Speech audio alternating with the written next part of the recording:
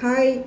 இன்னைக்கு ஆஃபீஸ்க்கு டைம் ஆயிடுச்சு, அதனால சமைக்கல, குக் பண்ணல. ஸோ இருக்கிறத வச்சு ஏதாவது பண்ணலாம் அப்படின்னு சொல்லிட்டு பார்த்தா முட்டை மட்டும்தான் இருக்குது. ஸோ எக்கு 4 எக்கு வந்து நான் வேக வச்சிடுறேன். எக்கு போட்டு முட்டை ரோஸ்ட் எப்படி செய்யறதுன்னு நம்ம பார்க்கலாம். இப்போது நீங்களும் ட்ரை பண்ணி பாருங்கள். 4 ஆனியன் எடுத்து நைஸாக கட் பண்ணி வச்சுக்கிறேன். இந்த மாதிரி தக்காளி ஒரு 2 தக்காளி எடுத்துக்கலாம். முட்டை வேக வச்சுட்டேன். அது வேகிறதுக்குள்ளே நம்ம இதை இப்போ கட் பண்ணிக்கலாம். கமெண்ட்ஸில் ஒரு சிஸ்டர் சொல்லியிருந்தாங்க, நீங்கள் சத்தமாக பேசுங்க அப்படின்னு சொல்லிட்டு. இப்போ நான் மைக்கு எதுவுமே நான் வைக்கல, அப்படியே நான் மொபைல் வச்சுட்டு நான் ஆர்டினரியாக தான் பேசிகிட்டு இருக்கிறேன். சாதாரணமாக பக்கத்தில் யாராவது இருந்தால் எப்படி பேசுவாங்களோ அந்த மாதிரி தான் பேசிகிட்டு இருக்கிறேன். ஸோ இது வாய்ஸ் சவுண்டு கம்மியாக இருக்குன்னா கமெண்ட்ஸில் சொல்லுங்கள். நெக்ஸ்ட் டைம் நான் வந்து மைக்கு யூஸ் பண்ணிக்கிறேன், ஓகேங்களா? மைக்கு யூஸ் பண்ணால் சவுண்டு கிளியராக இருக்கும்னு நினைக்கிறேன். ஐ திங்க் ஆனியனை கட் பண்ணி எடுத்துக்கலாம் முட்டை வேகிற அந்த 5 மினிட்ஸில், ஓகேங்களா? நம்ம ஆனியன் எந்த அளவுக்கு போடுறோமோ அந்த அளவுக்கு ரொம்பவே டேஸ்டியாக இருக்கும். 3 ஆனியனை நைஸாக நம்ம கட் பண்ணி எடுத்துக்கலாம். இது வந்து ரைஸு, இட்லி, தோசை, சப்பாத்தி எல்லாத்துக்குமே தொட்டுக்கலாம். ரொம்பவே டேஸ்டியாக இருக்கும் இந்த முட்டை ரோஸ்ட்டு. ரொம்பவே ஈஸி, 10 மினிட்ஸில் செஞ்சிடலாம்.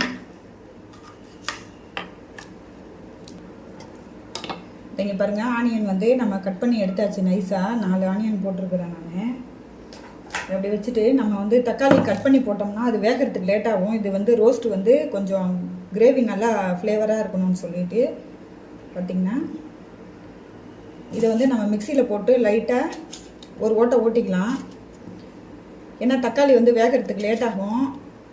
அது வெந்து குழையிறதுக்கு ஒரு இன்னும் நம்ம ஸ்பெண்ட் பண்ணணும் டைம், ஒரு 5 மினிட்ஸ் எக்ஸ்ட்ரா. ஸோ நம்ம தக்காளியை வந்து இந்த மாதிரி கட் பண்ணி மிக்சியில் சின்னதாக ஒரு ஓட்டை ஓட்டிக்கலாம்.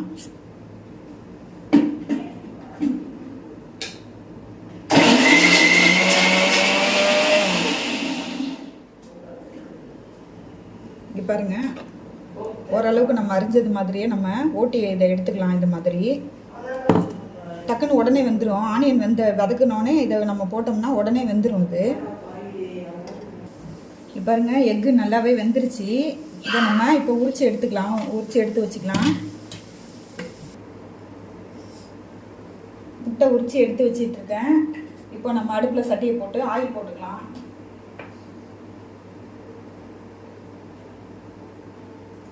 தேவையான அளவுக்கு ஆயில் ஆட் பண்ணிக்கோங்க. இதில் நம்ம இந்த ஆனியனை போட்டு ஃபஸ்ட்டு வதக்கிக்கலாம்.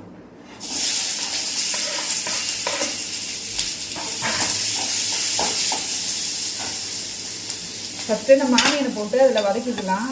வாங்க பார்க்கலாம்.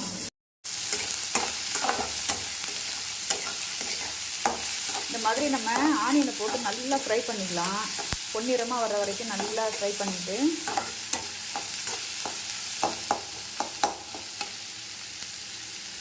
ஆயில் அதிகம் சேர்க்காதவங்க கொஞ்சமாக ஆட் பண்ணிக்கோங்க. கொஞ்சம் ஆயில் நல்லா போட்டால் தான் இதுக்கு நல்லாவும் இருக்கும். பார்க்குறதுக்கு ஃப்ளேவர் ரொம்ப அழகாக இருக்கும், பார்க்குறதுக்கு சாப்பிடவும் நல்லாயிருக்கும்.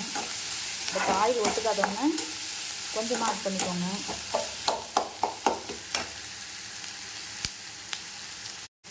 இந்த முட்டை மசாலா செய்கிறது ரொம்பவே ஈஸி.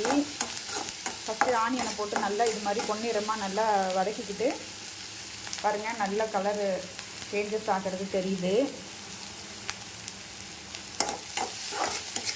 இது வந்து ஒரு 10 மினிட்ஸில் நீங்கள் செஞ்சிடலாம். இப்போது வெங்காயம் வதங்கிடுச்சு. இப்போ அது கூட நம்ம அரைச்சி வச்ச தக்காளி இருக்குது இல்லைங்களா, அதை ஆட் பண்ணிக்கலாம்.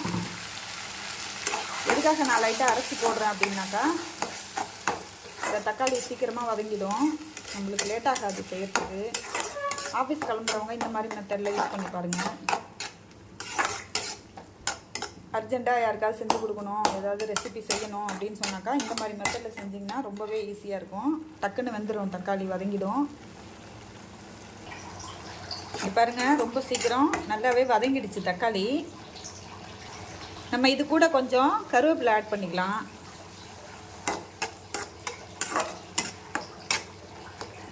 இது ஒரு டிஃப்ரெண்ட் டேஸ்ட்டில் இருக்கும். ஏன்னா எக்கு மசாலா கூட நம்ம கருவேப்பிலை ஆட் பண்ணி செய்யக்குள்ள அது கொஞ்சம் ஃப்ளேவரும் நல்லாயிருக்கும். டேஸ்ட்டு ரொம்ப டிஃப்ரெண்ட்டாக நல்லாயிருக்கும். இது கூட நம்ம கொஞ்சம் மஞ்சத்தூள் ஆட் பண்ணிக்கலாம். கொஞ்சம் நம்ம சமையலுக்கு யூஸ் பண்ணுற ஆர்டினரி மிளகாய் தூள் இருக்குது இல்லைங்களா, அது காரத்துக்கு ஏற்ப யூஸ் பண்ணிக்கோங்க. தனி மிளகாத்தூள் இருக்குது இல்லைங்களா காரமாக, அது கூட நீங்கள் போடலாம். பட் அது வந்து குழந்தைங்களுக்கெல்லாம் செட் ஆகாது, ரொம்ப காரமாக இருக்கும்.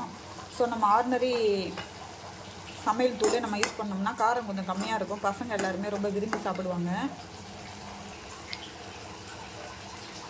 தேவைக்கேற்ப உப்பு ஆட் பண்ணிக்கோங்க. பாருங்கள், மசாலா ரெடி ஆகிடுச்சு. ரொம்பவே சூப்பராக கலர்ஃபுல்லாக வந்திருக்குது.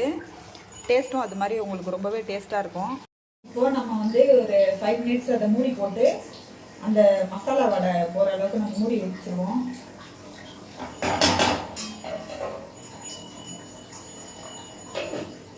ரொம்பவே ஈஸி எக் ரோஸ்ட்டு. நீங்களும் செஞ்சு பார்த்துட்டு எப்படி இருக்குன்னு சொல்லுங்கள்.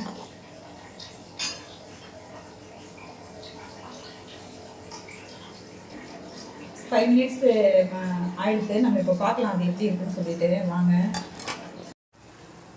ரொம்பவே சூப்பராக வந்திருக்கு பாருங்கள் எக் ரோஸ்ட்டு.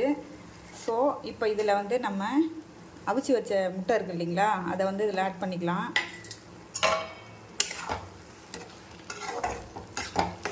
முட்டை பிடிக்காதவங்க யாருமே இருக்க முடியாது. ஸோ இந்த மாதிரி செஞ்சு பாருங்கள். இது எல்லாருக்கும் தெரியும் தான், தெரிஞ்ச டிஷ் தான், தெரியாத டிஷ் எல்லாம் கிடையாது. இருந்தாலும் எந்த ஒரு ரொம்ப பொருள் போடாமல் வெங்காயம் தக்காளி அவ்வளோதான். நம்ம மசாலா தூள் ஆட் பண்ணியிருக்கோம், வேறு எதுவுமே கிடையாது. தேவைக்கேற்ப எண்ணெய் உப்பு சேர்த்துருக்கோம், அவ்வளோதான். இதை நீங்களும் செஞ்சு பார்த்துட்டு சொல்லுங்கள். பாருங்கள், ரொம்ப சூப்பராக வந்திருக்கு பாருங்கள் கிரேவி. பார்க்கும்போதே நாக்கு ஊறுது. ரொம்பவே சூப்பராக வந்திருக்கு முட்டை ரோஸ்ட்டு. பாருங்கள், இந்த மாதிரி இருந்தால் ரொம்ப பார்க்கும்போதே நம்மளுக்கு சாதத்தில் போட்டு பிசைஞ்சு சாப்பிட்ணும் போல் இருக்கும். ஸோ எனக்கும் இப்போ அப்படி தான் இருக்குது. ஸோ நான் டிஃபன் தான் மார்னிங் சாப்பிடுவேன். இன்றைக்கி வந்து இதை போட்டு சாப்பிட போகிறேன். ஏன்னா அது பார்க்க ரொம்ப டேஸ்டியாக இருக்குது. மதியானம் வரைக்கும் வெயிட் பண்ண முடியாது. ஸோ உங்களுக்கு பிடிச்சிருந்தா இந்த வீடியோக்கு ஒரு லைக் பண்ணிக்கோங்க. தொடர்ந்து சேனல் சப்ஸ்கிரைப் பண்ணிக்கோங்க. Thank you friends.